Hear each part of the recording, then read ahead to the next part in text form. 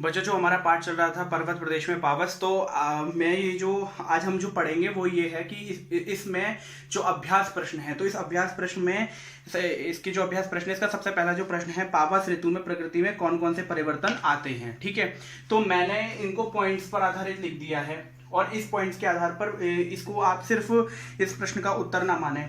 ठीक है, इसको आप क्या कहते हैं, पावस ऋतु में आने वाले परिवर्तन भी है और आप इसको एक तरीके से प्रतिपाद्य के तौर पर भी देख सकते हैं, आप इसे सारांश के तौर पर भी देख सकते हैं। ठीक है, आप इसको केंद्रीय भाव, ठीक है, केंद्रीय भाव क्या होता है, सेंट्रल आइडिया, केंद्रीय भाव क्या होता है, सेंट्रल आइडिया के आधार पर भी देख सकते हैं।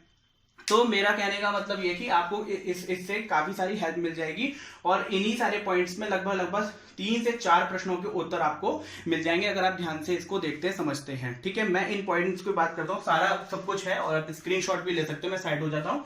तो इससे आपको आसानी हो जाएगी। देखिए, हमने पूरे चैप्टर को ढंग से समझ लिया था, उसके आगे की ये कहानी है। ठीक है, अब आप देखिए, प्रकृति में देखिए सबसे पहला पूछा कि परिवर्तन क्या आते हैं, तो प्रकृति में विभिन्न रंग के फूल खिलते हैं, स्वाभाविक सी बात है। ठीक है ना, अच्छी बरसात होगी। देखिए, पावस का जो हमारा पर्वत प्रदेश में पावस, तो पावस का अर्थ तो आपको क्लियर हो गया था, वर्षा ऋतु है। तो वर्षा ऋतु में अब यहाँ पे दूसरी पॉइंट है कि पर्वतों की श्रृंखलाएं ऐसी प्रतीत हो रही हैं कि जैसे किसी स्त्री ने अपनी कमर पर आभूषण पहना हो। तो सुमित्रा नंदन पंत जी ने जो कल्पना ही प्रकृति की एक स्त्री से की है, तो और कमर पे वाली बात कहां से आई, वो एक करघनी शब्द आया था ना, करघनी शब्द को मैंने बताया था कौंदनी होता है। ठीक है, तो आभूषण होता है एक स्त्री के पहनने का और सामान्य बच्चों में भी पहना जाता है। ठीक है, तो इसी चीज पर आधारित होकर के पर्वतों की श्रृंखलाएं, जो सीरीज ऑफ माउंटेन है, उसकी श्रृंखलाओं को ऐसा देखने में, कवि की कल्पना में ऐसा प्रतीत हो रहा है कि जैसे किसी स्त्री ने अपनी कमर पर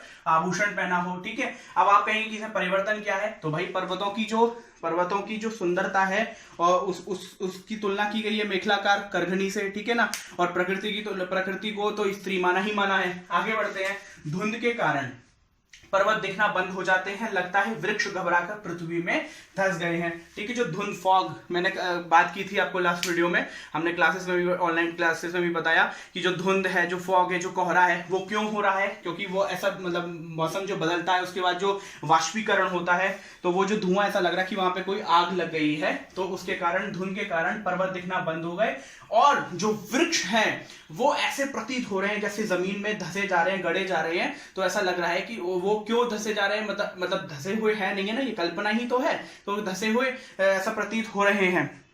दूसरा, आकाशीय बिजली से क्या कहते हैं, डर करके, ऐसा मतलब आकाशीय बिजली की जो आवाज होती है उससे डर करके ऐसा प्रतीत हो रहा है लेखक को कि वो जैसे वहां पर वो जमीन में धस गए हों।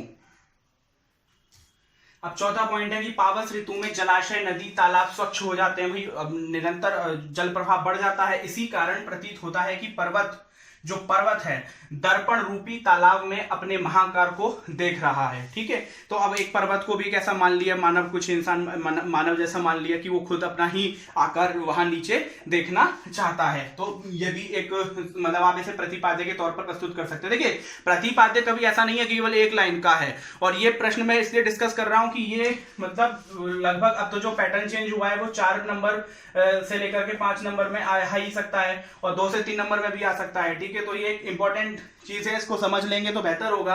और फिर चौथा पॉइंट हो गया। पांचवा पॉइंट है कि पावस ऋतु में पर्वतों में झरनों की संख्या बढ़ जाती है। भाई, स्वाभाविक से बारिश से तो जो नदी नाले हैं वो पूरे भर भर के चलने लगते हैं, तो संख्या जब बढ़ जाती है तो इसी कारण ये झरना शब्द है। ठीक है, ये झरना है। तो झरनों की ध्वनि, जो झरनों की जो आवाज है, वो संगीतमय जो उसकी आवाज है, पर्वतों का गुणगान, यशगान करती है, ऐसा प्रतीत होता है। मैंने आपको बताया था समझाते समय कि जो झरनों के गिरने की जो आवाज है वो ऐसा प्रतीत होती है कि जैसे वो पर्वतों का गुणगान कर रही है, पर्वतों के बारे में बता रही है, पर्वतों की यशगान के बारे में बता रही है। तो इस तरह से आप इस चीज को समझ सकते हैं। अब मैं आगे आपको इसमें जो कविता, देखिए बाकी के प्रश्नों का मैं आपको इस तरह से उत्तर करके देने वाला नहीं हूं, वो आपको पीडीएफ फॉर्म में मिल ही जाएगा।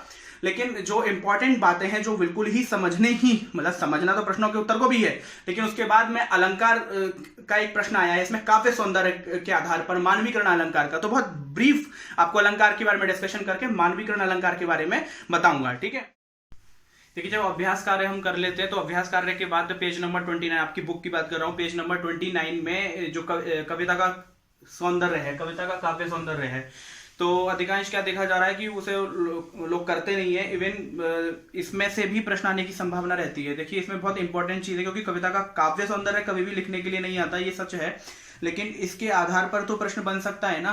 तो वो क्या चीजें हो सकती हैं, तो वो थोड़ी सी बात कर लेते हैं। ठीक है, बहुत इंपॉर्टेंट है। इसमें प्रश्न दिया हुआ था कि इस कविता में मानवीकरण अलंकार का प्रयोग किस प्रकार किया गया है।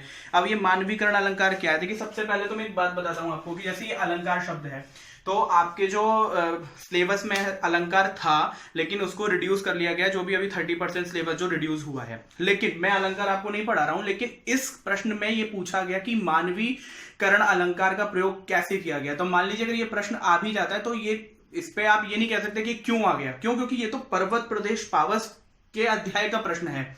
तो इसीलिए मैं बहुत ब्रीफ जानकारी आप अलंकार की, बहुत सिंपल 1 या 2 लाइन का समझ लीजिए और मानवीकरण अलंकार समझ लीजिए, तभी तो आप इस प्रश्न का समाधान कर सकते हैं। या फिर ये आपकी एडिशनल जानकारी नहीं है, ये जरूरी है और ये हो भी सकता है। देखिए अलंकार तो सिंपल है, अलंकार को आभूषण भी कहते हैं। ठीक है, प्राचीन पुराने समय में राजा महाराजा भी आभूषण पहनते थे, वर्तमान में स्त्रियां भी पहनती हैं, महारानियां पहनती हैं। तो हम आभूषण क्यों पहनते हैं? सुंदर दिखने के लिए और समृद्ध दिखने के लिए। तो ऐसे ही भाषा को समृद्ध और अच्छा दिखाने के लिए अलंकार का प्रयोग किया जाता है। जैसे मैं आपको उदाहरण देता हूँ, बहुत सिंपल सा उदाहरण। चंदू के चाचा ने चंदू की चाची को चांदनी चौक में, तो ये च की जो आवृत्ति जो बार बार हो रही है, तो ये जो च की जो आवृत्ति बार बार हो रही है, इसी को हम क्या कहते हैं? अनुप्रास अलंकार कहते हैं, अनुप्रास अलंकार कहते हैं। बस ठीक है, मैं इससे ज्यादा भी इसमें कुछ नहीं बताता। तो इसी तरह से मानवीकरण अलंकार है।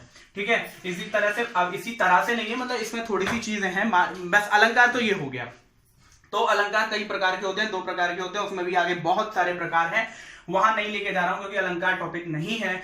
बात है मानवीकरण अलंकार की, प्रश्न में दिया हुआ। तो मानवीकरण अलंकार क्या होता है कि अमानव, जो मानव नहीं है, जैसे प्रकृति, पशु पक्षी, पर्यावरण, जो और कुछ निर्जीव वस्तुएं भी, तो उनको मानव मान करके उनमें मानवीय गुणों को ढूंढने की कल्पना करते हैं कवि। ठीक है, अपनी रचनाओं में कवि कल्पना करते हैं मानवीय गुणों की। अब मानवीय गुण क्या है? तो जो मानवीय गुण, जैसे जो मानव की जो अपने जो गुण है, उसकी जो इमोशंस है, उसकी जो सोचने की क्षमता इत्यादि है, वो सभी मानवीय गुण है। तो यहाँ पे जो इन्होंने यही कहा कि अमानव, प्रकृति, पशु पक्षी, पर्यावरण, इनमें मानवीय गुणों की साथ कल्पना करते हैं। उस कल्पना में मानवीय गुणों की बात की जा रही होगी।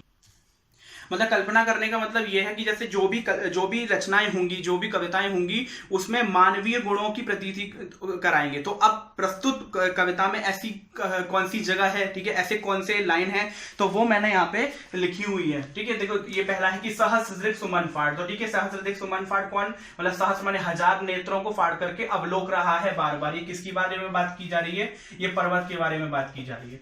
तो अब पर्वत जो है वो पर्यावरण का हिस्सा है, प्रकृति का हिस्सा है। ठीक है, और इसमें मानवीय गुण ढूंढा जा रहा है। तो मानवीय गुण क्या? अवलोक रहा। तो अवलोक रहा माने देखना। ठीक है, तो ये मानवीय गुण की प्रतीति यहाँ पे हो रही है ना, तो यही स्थान है जहां पे मानवीकरण अलंकार का प्रयोग किया जा रहा है। ऐसे ही गिरि का गौरव गाकर झरझर। ठीक है, तो गिरि का गौरव गाकर झरझर, तो मैंने झरझर, झरने की आवाज है झरझर। तो ये झरना क्या कर रहा है? गिरि का गौरव गा रहा है। तो गाकर क्या है? मानवीकरण अलंकार, मानवीय गुण है। ठीक है, तो ये भी मानवीकरण अलंकार का उदाहरण है। ऐसे ही तरोवर है झांक रहे नीरव नभ पर। तरोवर जो है ना, आसमान की ओर झांक रहे हैं, अनिमेष अटल कुछ चिंता पर। तो ये अनिमेष लगातार एकटक, ये आप वास्तविकता में ये अच्छे से जानते हैं कि ना पर्वत अपने आप को देख रहा है, ना निर्झर कोई झरना कोई गाना गा रहा है, ऐसा कुछ भी नहीं हो रहा है। ये सिर्फ कल्पना है, लेकिन इस कल्पना में भी अलंकार के तहत ये प्रस्तुत पंक्तियां लिखी गई हैं और इसको इतनी अच्छे तरीके से उकेरा गया है, लिखा गया है, संजोया गया है। देखिए लास्ट देखिए, धस गए धरा में सभय शाल। तो अब ये जो धस गए जो क्या है? ये मानवीय गुण है। ठीक है, मानवीय गुण होने के कारण ये मानवीकरण अलंकार हो जाता है। धस गए धरा सभय शाल, ये किसके बारे में भी बात की जा रही है? ये वृक्ष के बारे में बात की जा रही है। ठीक है, और तरोवर, यहां भी वृक्ष के बारे में बात की जा रही है।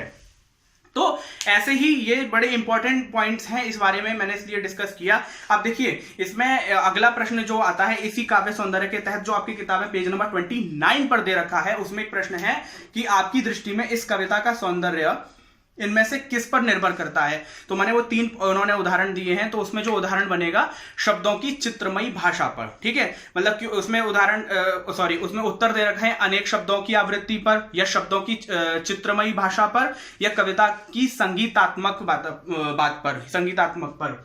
तो ये चित्रमयी भाषा क्या है? चित्रमयी भाषा ये है कि जब आपने किसी इस प्रकार की कल्पना को आप सुन रहे हैं जिससे आपके अंदर आपके मस्तिष्क में चित्र की आकृति बन रही है। कि देखिए, तरोवर है झांक रहे नीरव नव पर, मतलब तरोवर जो वृक्ष है वो आकाश की ओर झांक रहे हैं। तो ये एक प्रकार की चित्रात्मक शैली है, चित्र उकेरा आपके दिमाग में। तो यही बात यहां पे की जा रही है कि इस कविता में किस शैली का प्रयोग किया गया है, तो आप बताएंगे चित्रात्मक शैली का, ठीक है। ठीक है, और तीसरा एक प्रश्न और है कि कवि ने चित्रात्मक शैली का प्रयोग करते हुए पावस ऋतु का सजीव चित्र अंकित किया है। ऐसे स्थलों को छांट कर लिखिए। ऐसे स्थानों कहां का ऐसा किया है, तो वो चीज आपको लिखनी है ढूंढ करके। मैंने आपको बताया तरोवर है झांक रहे, तो यहाँ पे भी चित्रांकन हो रहा है। गिरी का गौरव गाकर झरझर, ये भी एक चित्रांकन हो रहा है। तो बाकी का आप इसमें सर्च करेंगे, सब कुछ मैं बताने वाला नहीं हूं। बस यही आपके लिए इंपॉर्टेंट था, मुझे लगा इसके साथ डिस्कस करना चाहिए। सुनने के लिए धन्यवाद।